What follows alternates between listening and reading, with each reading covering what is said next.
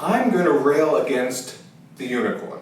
Now, it may seem a tad bit odd considering unicorns are a mythical creature, but in the startup world, the unicorn has become this all-consuming focus of numerous new founders. And perhaps that is truly toxic to what has made and what can make entrepreneurialism a primary driver of incremental improvement in society.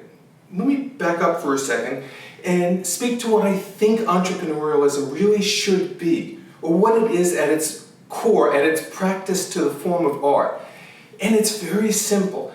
Entrepreneurialism is simply the monetization of one's own frustration. In other words, it's finding in your day something that is a pain, but shouldn't be, for which you have an understanding of how a product or service could meaningfully reduce a point of friction within the daily grind.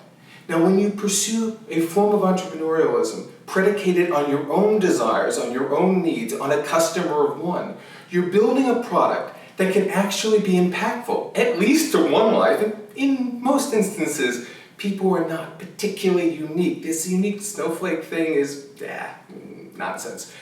If you satiate yourself to a very high degree by building a product that you would instantly buy if it were on the market, but it isn't, and if you can build that product and deliver it at margins for which there is a sustainable business, to me, that is the catalyst for true entrepreneurialism.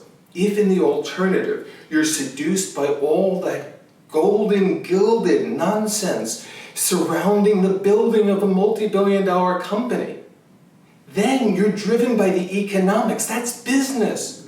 And that's fine. Business has its place. But business can be considered distinct of entrepreneurialism. Business is the practice of extracting capital from the market by filling a defined need. I'd argue, though, that entrepreneurialism is defining that need. And in doing so, your driver should be introspection, not the desire for wealth, the desire for fame, the desire to be another X, Y, or Z in this billion-dollar game. No, it might happen. But if it happens, it's probably going to happen by the purest form of luck, which is the relentless pursuit of that which motivates you. And if it motivates enough people, and you're darn good at execution, because frankly, startups, at least the success of them is really primarily execution.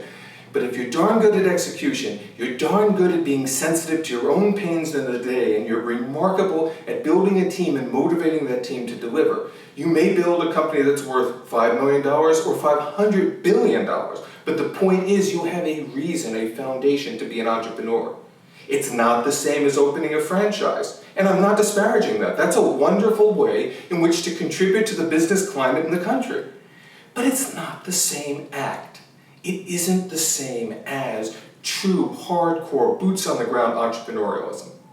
So thus, in this rant, my sole point really is that the pursuit of the unicorn model of business, that which now is an all-encompassing token for what I believe has compromised the purity of Silicon Valley, it's wrong.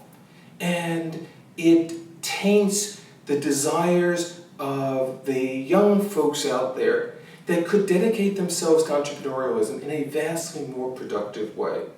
So simply remediate your own pain. Solve your own daily trials and tribulations of the perhaps trivial or perhaps profound, and change the world not for the economic good, but for your own satisfaction and for the social good.